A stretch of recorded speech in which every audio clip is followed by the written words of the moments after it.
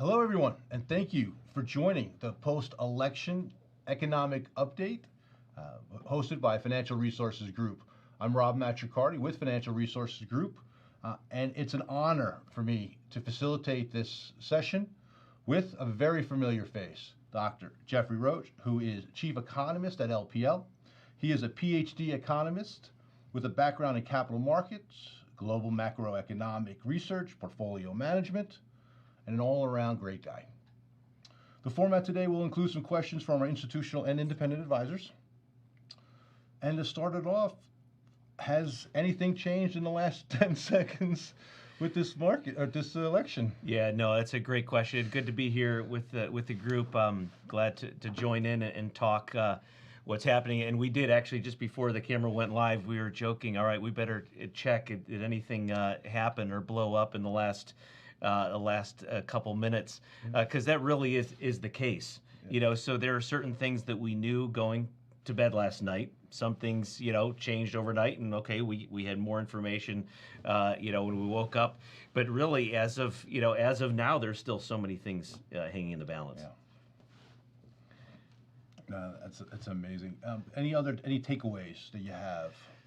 Yeah. So a couple things. One is that it wasn't as a dramatic flipping that we had thought in terms of the red wave, and every pundit from D.C. to San Francisco is calling it different things, like the red fizzle, the red haze versus the red wave. Right. But I think a couple things that I think that's worth highlighting is a lot of folks have been talking about the runoff now that needs to happen in Georgia. Mm-hmm. But what's interesting, though, is you think about on the west side of the country, Arizona, Nevada, if one party sweeps both of those, then the Georgia runoff's irrelevant. So you get the 2 seats from Nevada, Arizona.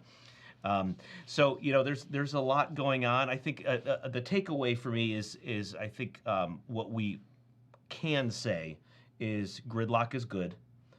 And I think it's fair to say, even with a number of the unknowns in such a tight race, we have that gridlock. And as investors, that's what we were hoping for, to put it frankly. Absolutely. Maybe what we've seen, the S&P 500 generate positive returns, right, in each of the 18 post-midterm years, double-digit returns 13 times. That's something we can look forward to, hopefully, with the next, as we look into the next economic update and stuff that you're going to be talking with. Yeah, that's right. I think, in some ways we can say, because we can get some gridlock from the results from even these few moments. Right. We can probably continue to say and tell our clients at the end of the day that it really still is all about inflation. It's still all about how the Fed is managing inflation. And so, whether politics matter or not, in some ways it goes back down to the fundamentals. Right. Are businesses able to manage their input costs? Can they find qualified workers? That's a challenge right now. Can they pass along costs to consumers? And how can businesses build the case of a loyal consumer base? It's that fundamental aspect of growing a business, and that's, I think, perhaps what investors can kind of focus on again, less on the politics, more on what does the fundamental business environment look like, and that truly helps those of us that spend time doing the management, doing the research on building expectations for next year. Right, that's fantastic. Thank you so much. Now I understand we have some questions, so I'd like to go take some questions if you don't mind. First question we have is with Jarrett. Hi, I'm Jarrett Mutter, president of Valley Wealth Group. One of the things I know our clients and advisors will be interested in hearing is, how do you assess the rising recession risk? Yeah, so Jarrett, thanks for the question. Hope you're well. And so rising recession risk, I think part of what markets were focusing on, in the last, say, 6 to 8 weeks during those sell-off is really those recession risks. as you've heard from us from LPL Research talking about what the end of the year might look like and going into next year. I think this is going to be the classic scenario where you have markets looking ahead a good 8 months and pricing in those rising recession risks, as you referenced in the question, and the recession actually coming into fruition, by the end of this year, early next year. We know a couple things. We know housing is very weak, and we know housing still has some downside. We do know that with the amount of savings that consumers have had, they've been able to offset some of the rising inflation pressures and still spend. Yep. One of Americans' favorite pastimes, spending. And I think going into 2023 is when those recession risks even rise even greater than, as we have said previously, greater than a coin toss. This is probably 2/3 probability as we sit here today. 2/3, maybe 75% chance probability of a recession in the first quarter of next year. But again, I think equity markets have kind of responded to that so well and kind of talked through that, kind of assessed it, and so that recession, if it comes to fruition the beginning of next quarter, it's possible to say, hey, markets have actually moved on. Markets are now looking at what the latter half of 2023 looks like, which, by the way, is probably when the period of time where the Fed actually starts cutting rates by the end of 2023. Gotcha. I'd like to go back a little bit. You talked about spending, and we're at the end of the year. The holidays are here. Some of the statistics that we see with people spending at the end of the year, pretty decent numbers. Do you think that's going to impact that consumer spending? It's our favorite pastime, but what we're seeing now with inflation, with these rising recession risks, so, what do you think? Yeah, so holiday sales is very important metric for investors and market watchers. Actually, it's something I did for Visa. Did a lot of that work with the real time payment system, understanding what consumers were doing going into Black Friday, and really that whole period from just before Thanksgiving and then to the end of New Year's. And I think that's going to be a good bellwether for how consumers are going to be kind of setting the stage for the 2023 kind of environment. I think at this point we are seeing an uptick in credit demand, Okay. which is basically what that tells me is that yes, consumers still have some of that savings that they got over the last 2 years, but that's being pared down, and you're seeing that credit demand uptick. We're nowhere near the levels of credit and levels of debt that we were, say, coming out of the Great Financial Crisis. Okay. So you kind of say, well, there could be some healthy leeway for credit demand to kind of uptick without necessarily hitting warning signs. So savings levels can support, you think? We still have some stock of savings, Yep. even though the savings rate is getting lower. That stock of savings is still pretty high relative to where we were, say, in 2019. Gotcha. But that's going to be an interesting point to watch going into the holiday sales. Excellent. I know we have another question coming in as well. Laura? Hi, Laura Marzano, Wealth Management Advisor for Home Financial Advisors. Many of my clients ask me about where inflation is headed. What is your perspective on that? We're past peak in goods, but still uncertain about services such as housing. Yes, great question about the inflation outlook, and you are exactly right. Glad to hear that that bifurcation between goods, services, right? Used cars, furniture, appliances, and then at the other side of things, the services side. So that's your rents, that's your health care costs, et cetera. I think we're at this inflection point right now. Services has been accelerating. And we're going to see a good read on that tomorrow morning. We're recording here, obviously, on a Wednesday. Thursday morning, we'll get the October CPI release. Mm-hmm. And so, if I look at Apartment List and Zumper. Those are some great tech companies that track nationwide rents. Right. And we've actually seen 2 months of national declines month on month in rents. Now, clearly, way too high year over year numbers. But when we're at these inflection points, it's better to kind of pare down your analysis to look at month on month changes. Two consecutive months of declines on rents.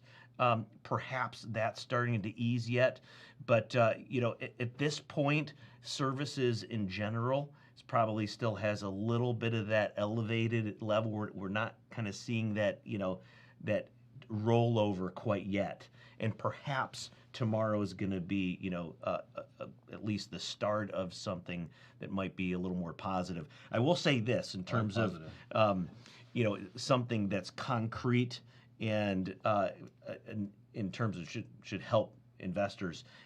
Tomorrow's number could very well likely be below 8%. You remember a couple months ago, we were surprised to the upside, had a 9% print year on year. Then high eights, mid eights. We're still above 8% year on year growth rate and inflation. There's a pretty good chance that tomorrow we'll get a number below 8%, and that clearly I think would offset some of the nervousness that we're seeing even today in the way that markets were trading throughout this post-election day. We love positive news. It's funny because you make the comment about positive news. The challenge too, of course, in this time is good news is bad news, bad news is good news, right? So you're like, okay, think of the employment report. Yeah. A couple times ago where it was a good report. It was interpreted as bad because, of course, the Fed had a good reason to keep being aggressive. And eight's still not a fantastic number, right? I mean, Fed's trying to get right, a 7.9. Say we get that below, that's still clearly way above that 2% target they need. Right. Boy, so many different questions, but I know we have another one coming in. Justin's got a great question. Hi, this is Justin Novara. I'm a financial consultant with the University of Wisconsin Credit Union in Madison, Wisconsin. My question for you is, what are the Federal Reserve objectives and what are they looking for? Thank you. Thank you. Yeah, so Justin, getting down to brass tacks here, the Fed is looking for confirmation on where inflation is going. So, no one's I guess surprised that it's going to take some time for us to get back to kind of that average long run inflation target of 2%. Right. It's that directional movement that people want to see, and it needs to be convincing. So back to your specific question, what's the Fed looking for? They're looking for convincing metrics. And so to tie in your question with the previous question, well, when you have an inflation dynamic where some prices like durable goods are declining, services are going up, that is a recipe for frustration. Right. We're seeing that in equity prices, and frustration for policymakers. They're looking for that conviction and convincing metric that inflation truly is easing. So we talked about this. We've now mentioned 2% a couple of times. Could you drill into where you think how far away is that, or what's happening kind of in our environment now? Yeah, so you're right. So I think what's going to be helpful is when the Fed meets next in the middle of December, the Fed will actually release their updated summary of economic projections. Okay. So they periodically throughout the year give us the whole packet of what each individual Fed member is thinking.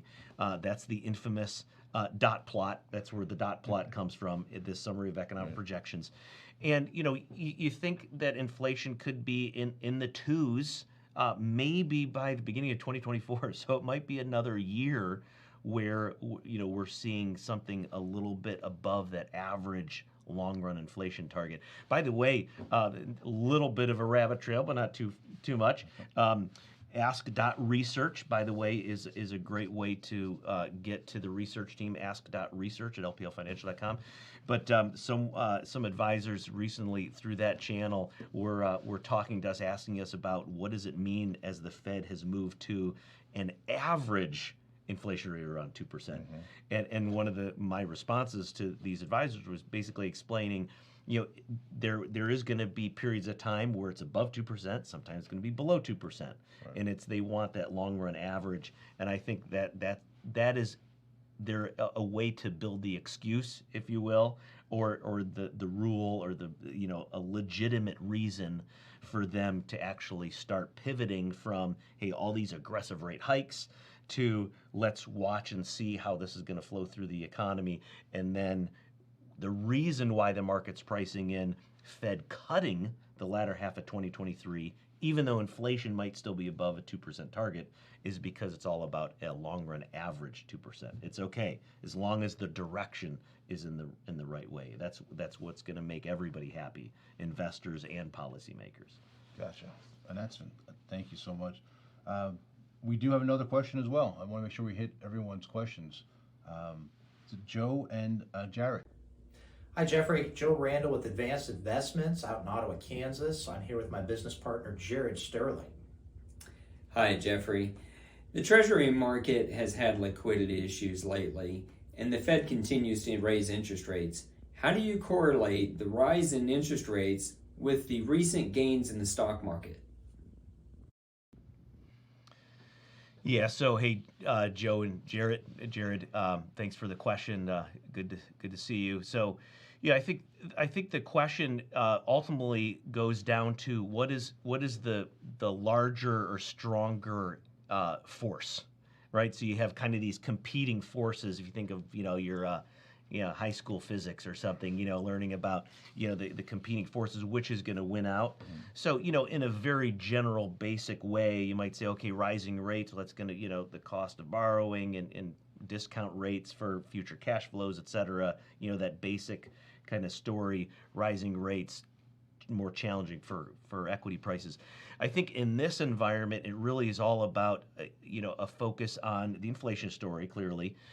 The second thing we haven't talked about yet in this call is a focus on what quantitative tightening is doing, meaning it's just another way of just saying is the Fed wants to shrink its balance sheet, meaning they're not going to be reinvesting their bond holdings.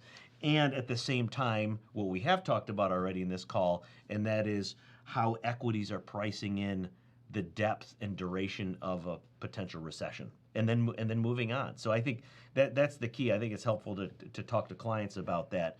Today's equity moves and bond moves, capital markets in general, is all about 6 months, maybe even longer out in the future. It's never, it's typically those movements are never about really near-term concerns. Now, granted, that's where you see, all right, a strange payroll number or a strange inflation number. Yeah, you get that daily volatility. But generally speaking, it's helpful to just remind clients that today's market moves mostly focus on future expectations. So back to the question about yields and equity rallies, how do we interpret that?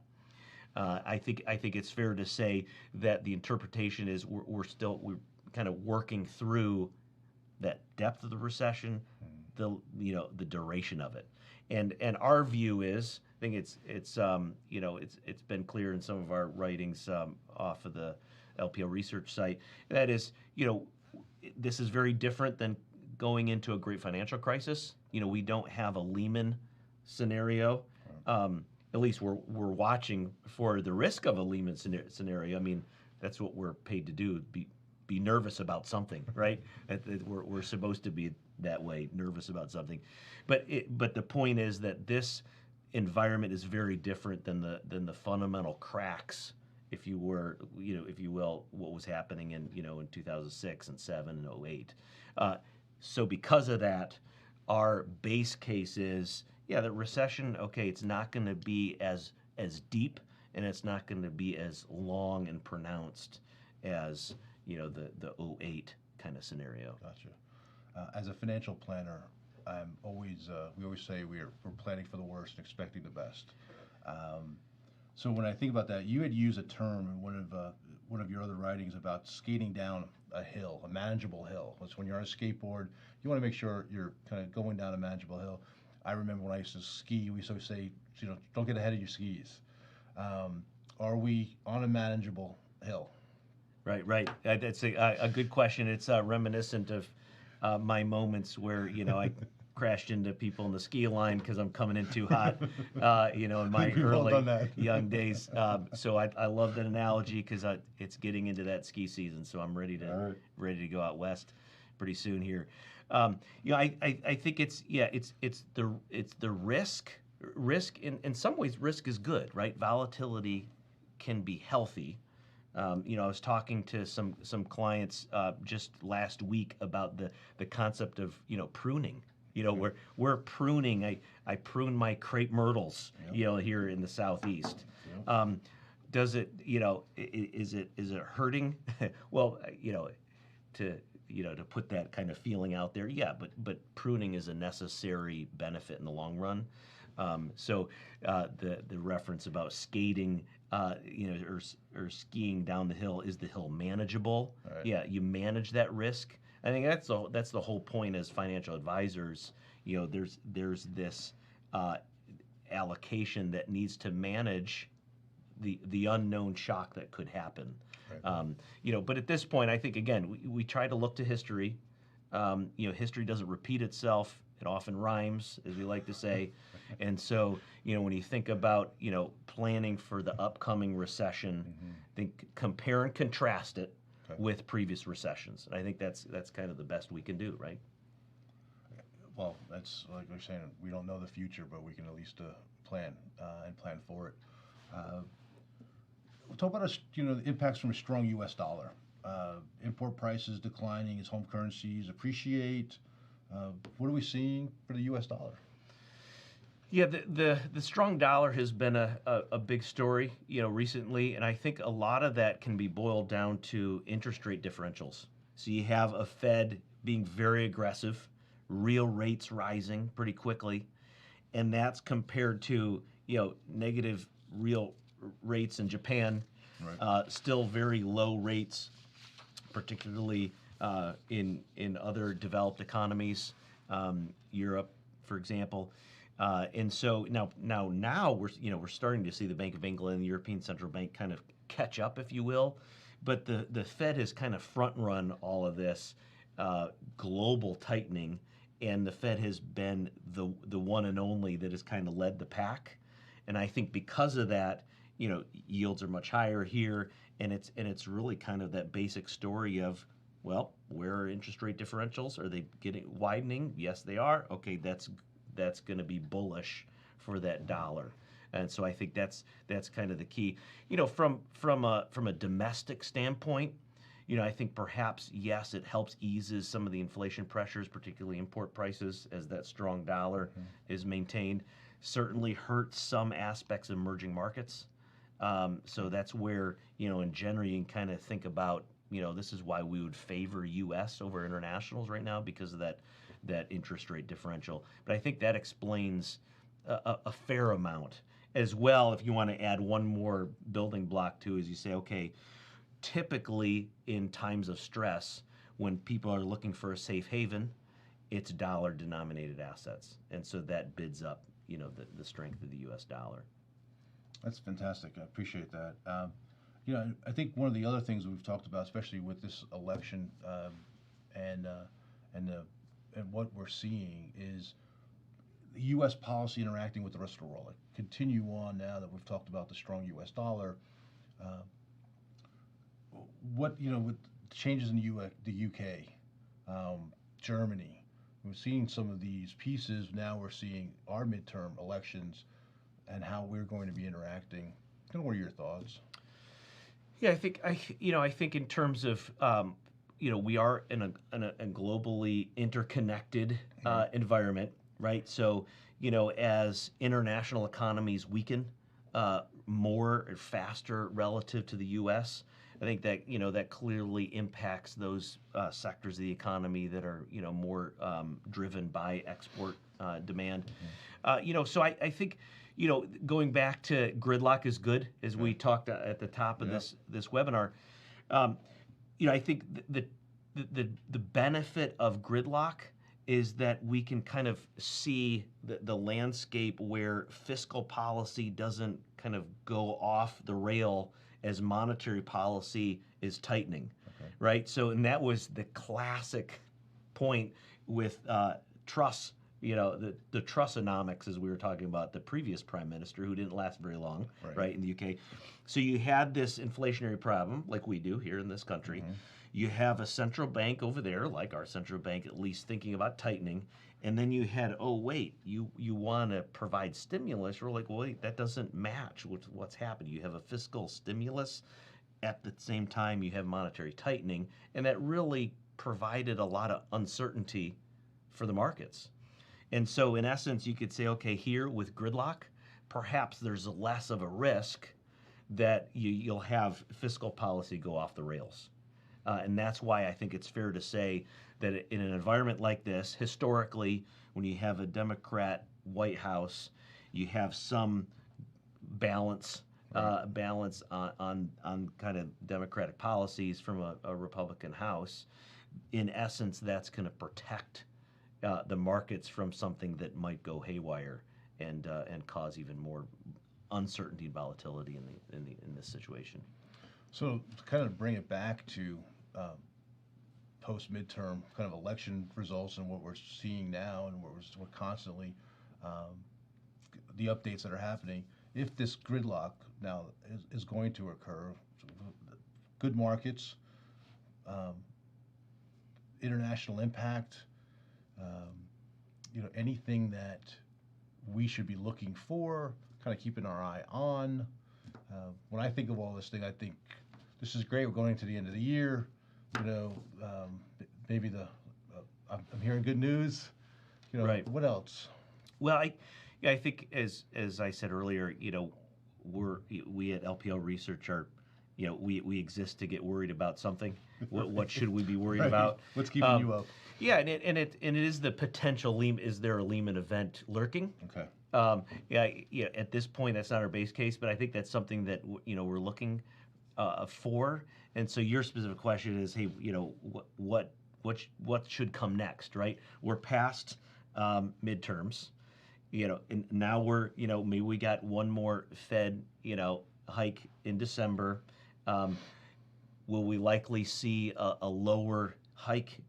Not 75 basis points anymore. Yes, that's probably, they've definitely telegraphed that. Right. So in essence, we're kind of incrementally going along where we're getting a little less uncertainty, a little more clarity. And I think in essence, the next step to kind of watch kind of goes back to one of the questions that one of your advisors asking about, volatility in the fixed income markets. Yeah. And seeing, what could be lurking there that could, perhaps spark something. I think at this point, I think we're, the next big thing is probably holiday sales. Okay. That would be kind of the big thing to kind of say, all right, how are consumers kind of, retrenching, kind of, preparing for what the beginning of 2023 might look like. And I think that's going to be a key thing to watch going forward. Well, this has been fantastic. I really appreciate your time. We thank you so much. Any last thoughts? Well, glad we're getting a little more clarity. I hate to say we have to hold our breath until the runoff elections in Georgia. Maybe what we could do is hopefully we see somewhat a sweep in Arizona, Nevada, and then we don't have to wait for that December runoff. But at this point, I think we're incrementally getting to a little more clarity going into what next year is going to look like. And I know next time we're going to be talking a little bit about our 2023 outlook the next time we get together. So that's going to be in December. Here. So yes, excellent. That's we look forward to that. There will be a replay available for this session as well. And as always, Dr. Roach, I really appreciate the time. It's an honor to always spend some time with you and listen to your updates. So I appreciate it. Oh, you're welcome. It's good to be with you and good to be with all of your colleagues. Absolutely. Thank you, everyone.